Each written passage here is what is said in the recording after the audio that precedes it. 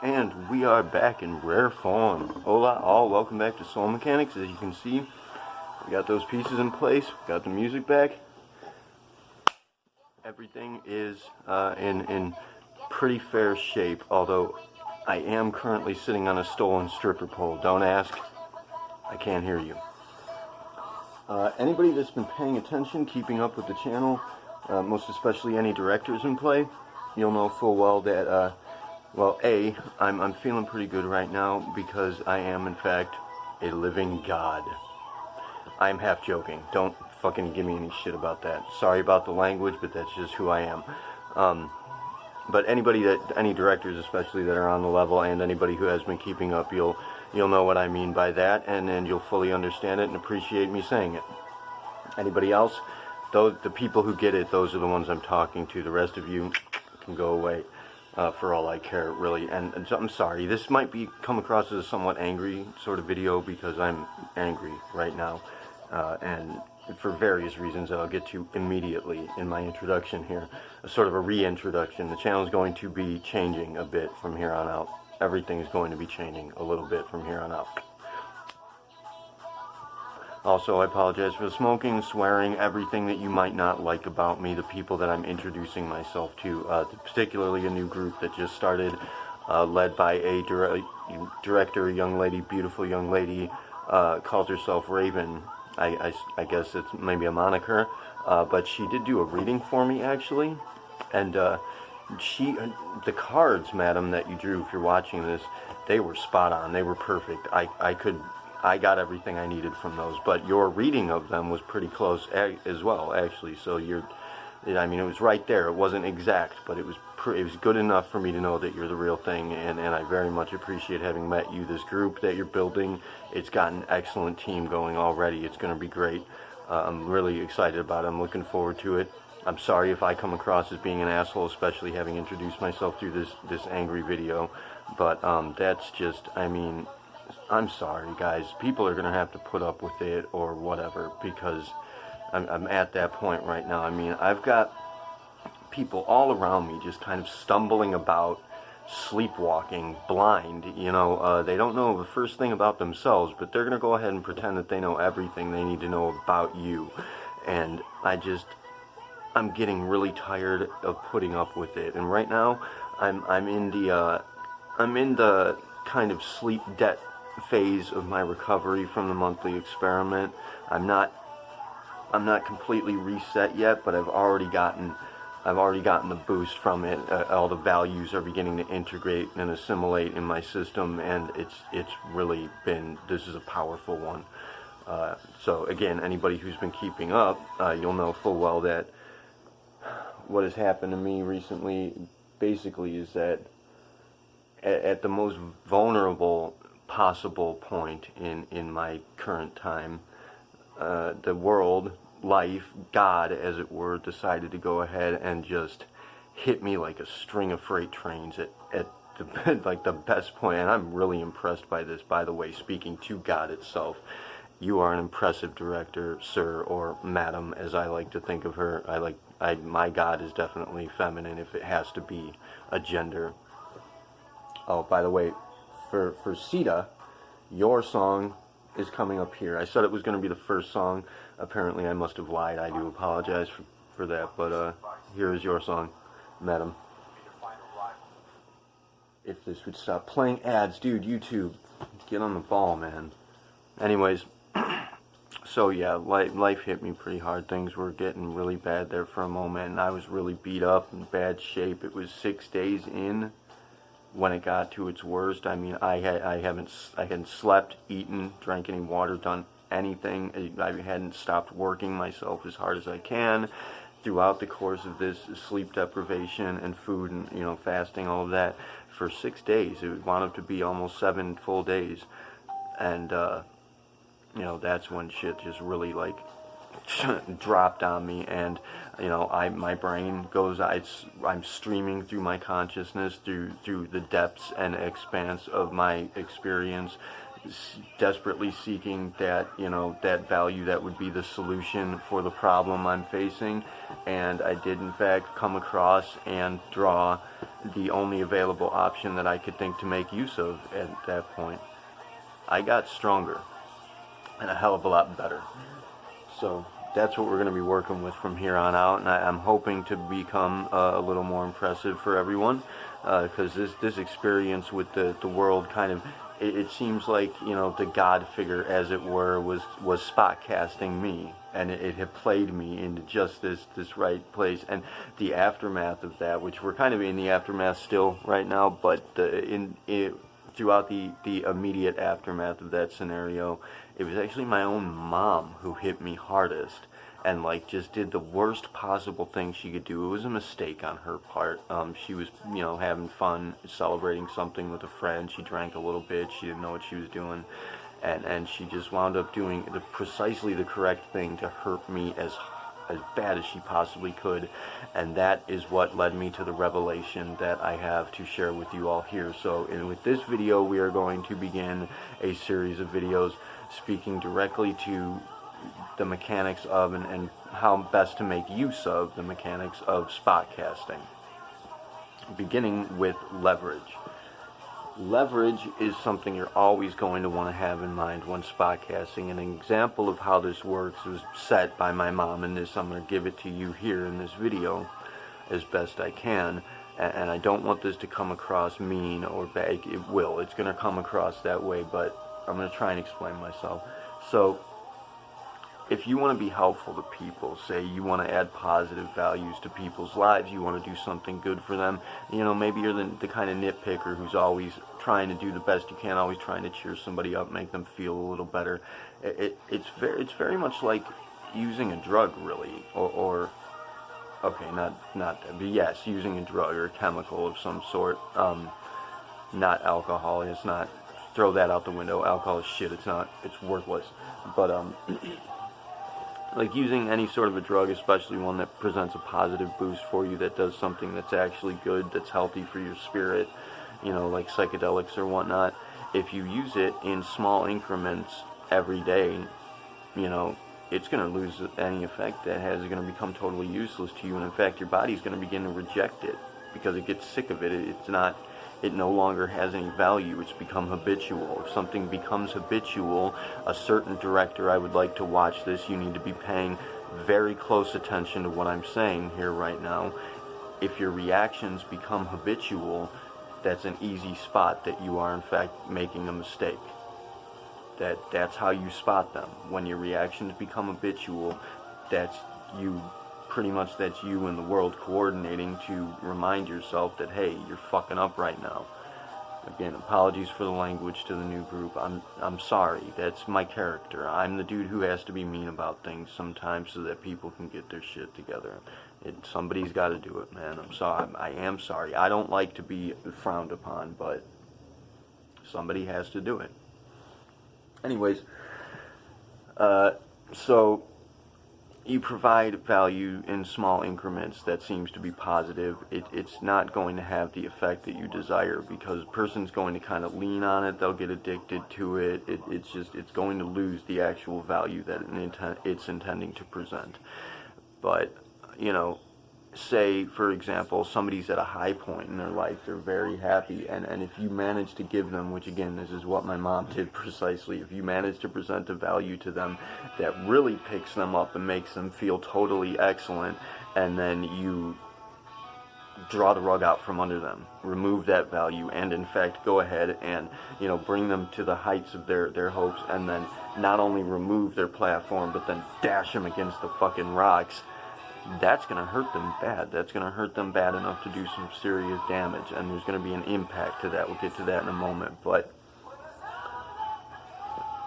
at the same time, like that damage, that impact right there, that can be lasting. That could even be permanent. That could be the kind of trauma that causes permanent damage, and in fact causes repercussions that are lasting in many ways. But at the same time, if you see somebody down at their lowest and you provide them a value that picks them up even just enough to feel a little better, like for a heroin addict, for example, if they're, I mean, this is a poor example, but it's got to be. If a heroin addict, a junkie, is like really strung out, and they're desperate for a hit, or whatever you want to call it, their fix, maybe, I guess, whatever they need, you know, a small amount of heroin. You give them just the slightest amount to get back to baseline, that's going to mean the world to them. That's really going to pick them up, and you will be a friend to them for life, trust me, if you can manage to come out of nowhere and just provide that little bit they need. I don't recommend doing that, technically. I mean, honestly, if you know a junkie who's in that bad a shape and that you can provide that for them, go ahead and do it. Really, it's illegal, and it sounds shitty, but a lot of this is going to sound shitty. I'm hoping you'll get the point by the end of the video, though. So, say you run into somebody who's just maybe not necessarily negative, but they're kind of just not really getting the job done. They're not doing what you feel they need to be doing, and say that you actually have the perspective to know what might be best for them, or you feel that you do, you know, especially for reds, empaths. You're gonna have a knack for picking up on other people's emotions, so you're gonna really understand what makes them happy, what makes people around them happier, what generally affects people in a positive manner, and you're going to see what values cause for that to happen. And if you're a blue, you'll be able to see those values very clearly, but you might not be able to pick up on the emotions so easily. However, I can state, you know, obviously, as I have before, that being a red, a blue, or a green, or even a purpler, these are just innate. Well, not a purpler. Toss them out for a moment. They're not involved in this. But blues, reds, and greens, mechanical, intellectual, emotional, whatever the case, it's kind of like your innate talent. You're born with it, you're gifted with it, but it's not necessarily a be-all, end-all. You can acquire other traits from people. My partner, my current partner, co-host for I apologize that we missed her return. It was because of that candlelight vigil. Javi died, and we had to work with that. I wasn't in the right space for that, and honestly, it was a pretty good idea to wait. We're going to pick her up next week and get that covered, hopefully on Friday. But I do apologize, especially to her, Sweetie Cheeks, if you're watching this. I'm sorry, but I mean, everything just went dead wrong, and it went dead wrong for a damn good reason, so we'll cover that. What?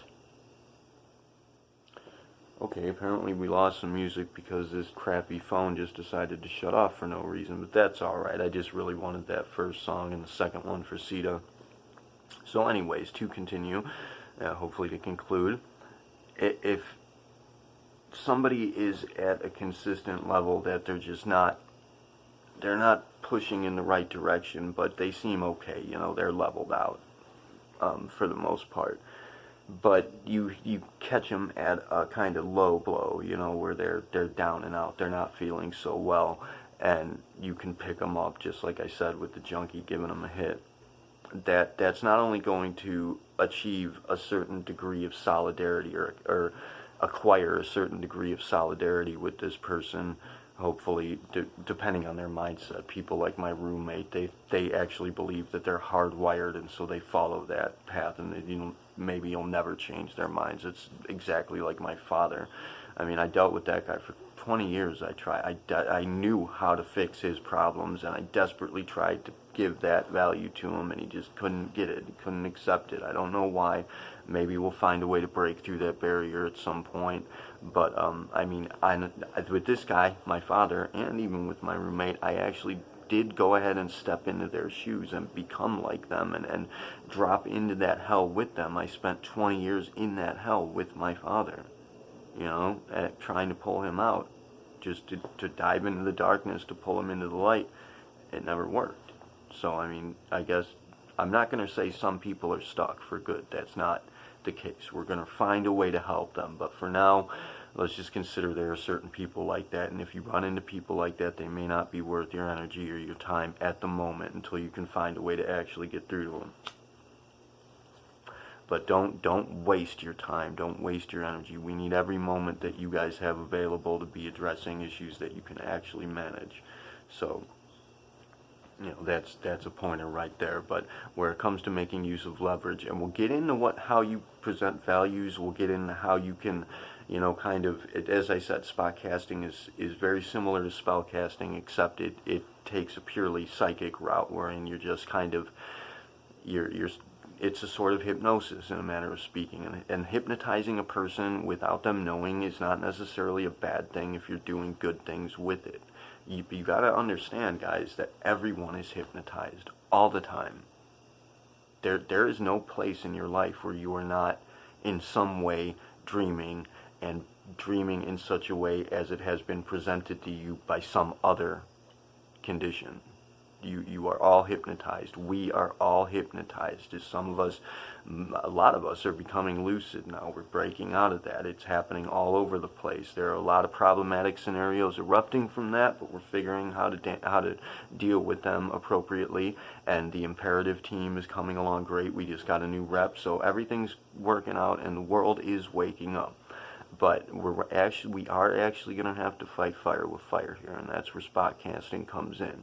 Now, if you're using spell casting, it's an old tradition, and spotters and casters have been at odds forever and ever. So I'm not going to say it's wrong, but it's more hazardous. This is a cleaner, simpler way. This is like using an herb instead of a synthetic drug, so to speak. That's why we developed it. Spot casting is safer, but spellcasting can be more effective in certain cases. But anyways, we'll get into how spellcasting works exactly in a bit. But for now, I'm going to tell you to keep in mind the leverage factor.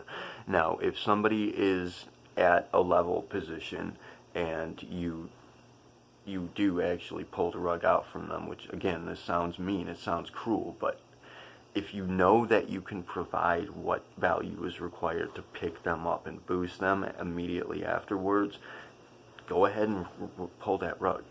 Go ahead and make them feel bad. Do it.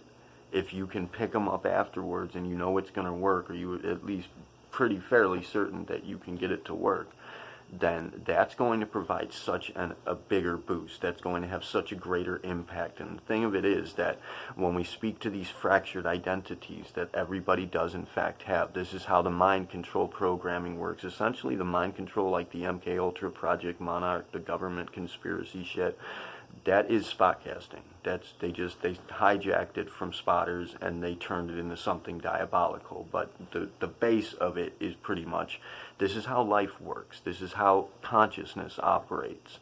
Like the brain, the design of how the brain operates is based on this. And you're going to figure that out once you start working with it. But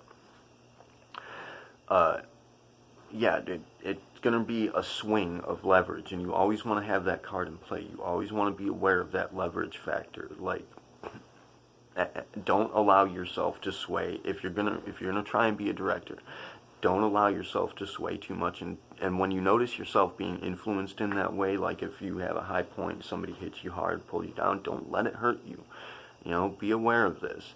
But where it comes to dealing with others, make use of that leverage. Do it. If you know you can help somebody more by pulling them down first, then pulling them up, that's like a roller coaster ride, and you are directing it, and you want to be aware of that, and you need to be capable, have the will and the merit of personality to go ahead and do that as it's needed. PRN, obviously, not all the time, but where you can see that it'll work out best. That's a very applicable trick to use. And what I was saying with the fractured personality and the mind control and all of that, this is happening all the time. This is essentially what we think of as how a soul is born, is because personalities fracture and the fractured shards clump together and become other entities. This is how consciousness forms in the mind and in the world, which the world is the mind, as we've already discussed. The entire world is your mind. It is your soul. And this is happening all over the place all the time. You can actually directly work with it, though. You can take manual control of this process, and that's what spot casting does for the most part. You learn to direct personality traits. You learn to direct shards of the personality, fractured identities. You learn to break them. Like, as I was saying, I'm sorry, I trailed off there, but it's a sidetracks course, so I'm allowed to trail off. Don't get on my shit about it. When you do something like that, when somebody's at a high and you pull them down, somebody's at a low and you pull them up, there's going to be an impact there. And wherever that impact occurs, that's where the personality is going to fraction. And so what you're going to essentially have is somebody like changing their mind and actually becoming a different person. And there's going to be triggering mechanisms in play, little triggers, little cues in their mind that will switch them from one track to another, from one shard to another, that will alter that personality. Bring one personality to the surface, drop another one. You don't want to lose the good ones. You want to maintain them. You want to supercharge them. The bad ones, we do want to try and kind of let fade away. Just get rid of them. It's something that has to be done. It sounds mean. It sounds cruel, I know, but we're going to have to do this the hard way. We waited too long. People did not catch up in time, and now we're going to have to, as I said, fight fire with fire. If we want to get the job done, I don't know. If you guys don't want to, move into the next stage of development and rather allow for us to just fail, then go ahead and think as we've always thought that, if it seems cruel, don't do it. Sometimes you do have to make the hard decisions. I'm sorry, and it needs to get done, man. We're right at the verge here. We're ready to move into the next stages. All we have to do is have the will to press on properly, and these things, these old-fashioned concepts that are holding us back, we just have to drop them. It's that simple. Just look at them, see them for what it is, show everybody you can what it really is, get their eyes open, and just decide collectively, I don't want this anymore. It's only the things. People talk about how, accomplishing certain things in life could cost you a piece of your soul. Well, in this case, in order to save our world and our people, the only piece of our soul it's going to cost us is the pieces that we do not actually want. And we've already voiced this. The whole world is voicing this. All we have to do is wake up and pay attention. I do believe that's all the time I have. I apologize. But thank you very much, Raven's Crew, for introducing me to the group. I'm very excited about it. This is my introduction to all of you. I hope it was at least standard issue. Hola, duh. Goodbye to everybody else for the moment. To everybody in general, thank you very much for watching. Kila Salai Terre Uni Siari, which means forward together, all as one. Kila Samlai means ode to our home world. This is our home. Let's take care of it properly. Forward together, all as one. Of course, namaste should be known to everybody that's actually watching. That's it. Sorry, I got a little excited there. I didn't realize that we were at the end. Later.